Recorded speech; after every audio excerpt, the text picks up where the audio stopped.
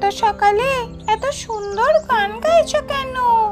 কারো জন্মদিন আছে নাকি?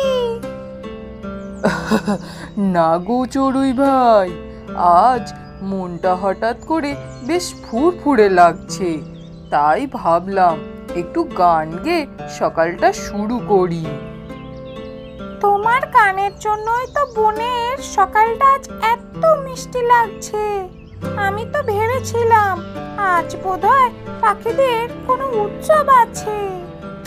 উৎসব না হলেও আমরা তো প্রতিদিনই কিছু না কিছু উদযাপন করি।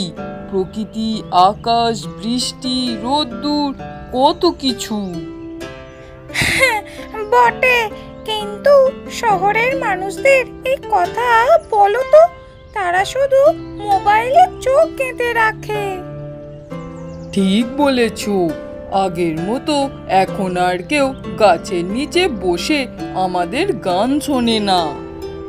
আর গাছের কথাই বলো না, গতকাল যে আম গাছটাতে আমি বাসা বানাচ্ছিলাম সেটা রাতেই কেটে ফেললো ওরা। ওহো, সত্যি? একদম অন্যায় করলো। কোথায় যাবে এখন? আপাতত একটা নারকেল গাছের পাতায় ঠাঁই পেয়েছি, কিন্তু বাতাসে খুব দোলে, মাথা ঘুরে যায়। তুমি তো আসলেই বেশ দুঃসাহসী, কিন্তু সাবধানে থেকো।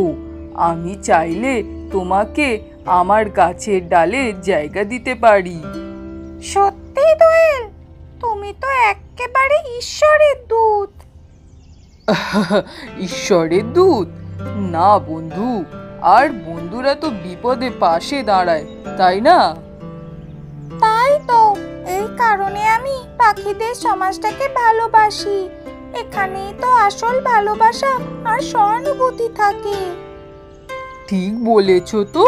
এখন চলো একটু আকাশে ঘুরি। চলো, আজ আকাশটা অনেক সুন্দর লাগছে, একসাথে ডানা মেলে উড়ি।